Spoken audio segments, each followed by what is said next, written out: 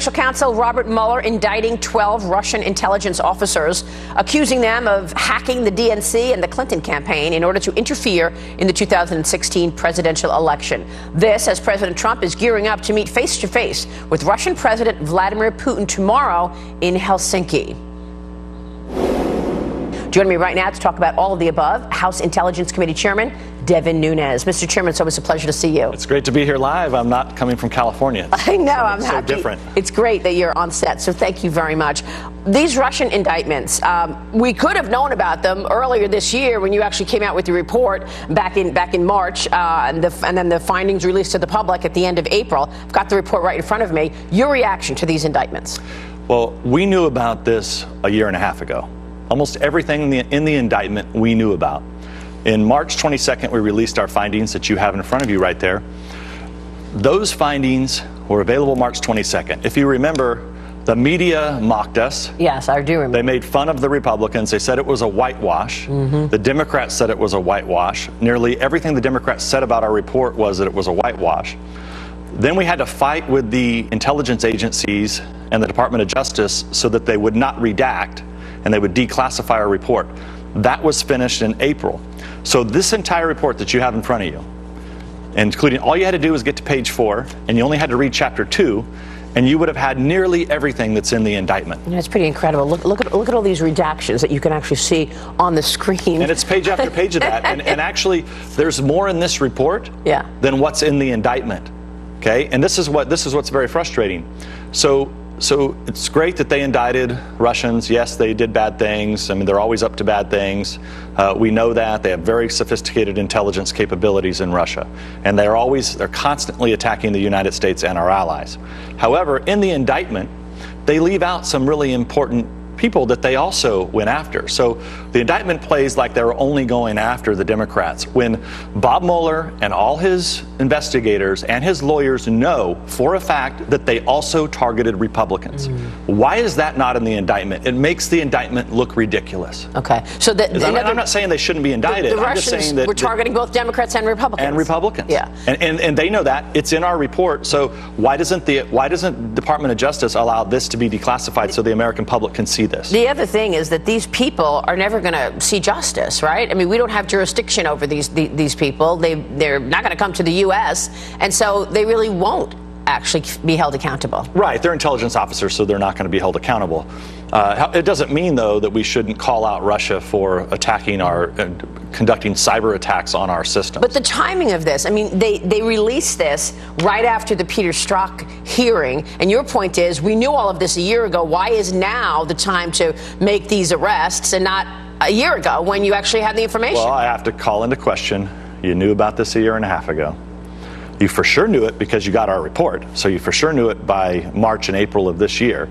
And then it looks like all the Mueller team did was validate our report, indict some Russians, and leave out, I think, some very pertinent relative of evidence that the American public should see, which is, why we continue to have to fight. This report has been mocked by the media, has been mocked by the Democrats, and still is mostly redacted by the Department of Justice and the intelligence agencies. And all of these redactions really underline a common theme, and that has been obstruction on the left. You look at that Peter Strzok hearing last week, and there was so much obstruction on the Democrat. They were trying to change the subject. They were trying to stop the questioning of what went on during the 2016 election. So how are you going to get to the information when you see you're in a catch-22 situation? Because every time you want to know why the Trump collusion investigation launched in the first place. But when you ask that question of Peter Strzok or anybody else in the FBI, they're going to say, we can't talk about it because it's an active investigation, and it is by the special counsel. Yeah, so there's a couple of points I think that are important. So we have before July 31st of 2016, we have asked the Department of Justice for months and months and months. I've said on your show, did you run informants? How many informants did you have before the investigation was even open? How much did you pay these informants to run into Trump campaign or officials or associates? Because the Department of Justice is trying to say, and the FBI, that they didn't do anything until after July 31st. So we're still waiting on that information. I think that is really important information the American people should know. The second biggest problem we have is that the President of the United States has got to declassify this. Why was, if the President of the United States would have declassified this, if you go through page after page after page of this, okay, the Mueller indictment would look ridiculous today if this was unredacted and declassified. Well, you know what? Because there is a big portion of the country that will say, oh, he's trying to get in the middle of an investigation, which is why I asked the president 2 weeks ago when I sat down with him in that exclusive interview with President Trump, whether or not he's going to declassify these documents. Listen to this. Why don't you just direct your subordinates to get those documents over to Congress? Are you going to do it? The one thing I want to stay uninvolved in, at least for now, I may get involved. Okay. But I've been told by so many people, don't get involved. You know, Congress other people got involved and it's not good. And they'll get the documents, and they're getting them. Meanwhile, there's an op-ed in this weekend's Wall Street Journal, and the title is After the Strzok Stonewall, basically saying we're obviously not going to get to the truth through the legal process. The president has got to declassify. Do you think he'll do it? Well, I think he has to, and I think this is a great example of it. It's not just about Strzok. It's not just about the FISA. Now you have information in our report here that he should have already declassified. And I think then the American people, would have known. I mean, we basically wrote the indictment for Mueller. I mean, the House Republicans, without the support of the Democrats, wrote the indictment for the Mueller special counsel, essentially, and information that we've had for over a year. So now you have Strzok, who is stonewalling Congress, not answering questions, looks very foolish. You add on to the fact that you still have the FISA that's sitting out there that should be declassified so the American public can see it. Because what is consistent in all of this investigation for a year and a half? House Republicans come out and say something, and then we get attacked by the mainstream media, mocked by the mainstream media and the Democrats. But every time when the truth eventually comes out, we're proven right. And we will be proven right again if the majority of the FISA is declassified so the American public can make up their mind.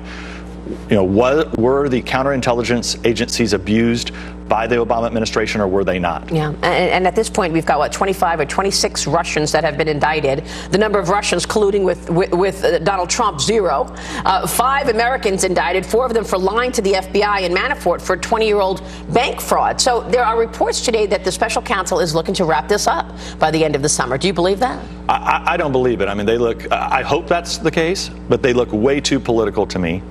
Because every time it seems like something comes out, Strzok or before that we had when the FISA stuff came out, the special counsel always seems to be reactive to try to, I think, create narratives. And maybe that's not the case, but it sure looks like the case. So where does your investigation stand now into the State Department and into really how this launch took place of the Trump-Russia? We are waiting on the Department of Justice to give us that information before July 31st, which for week after week after week, they continue not to do it. They did provide a lot of documents that are aiding us in our investigation. And then we have kicked over 42 names.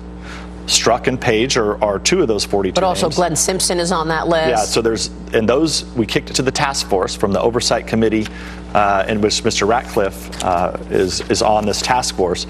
We need these people interviewed on camera as soon as possible. Real quick, before you go, let me ask you in terms of what happens now and, whether or not you think we're going to see accountability here.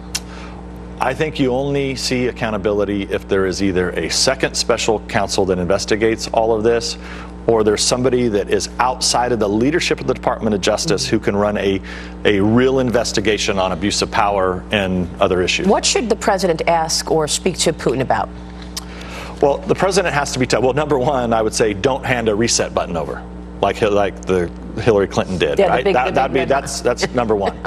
Number 2, what he's doing with Europe and NATO is what's needed to be done for a long time, which is 1, pay your fair share, and 2, we cannot allow Eastern Europe to rely on Russian gas. The Germans are building pipelines, getting Russian gas, feeding the Russian beast, right?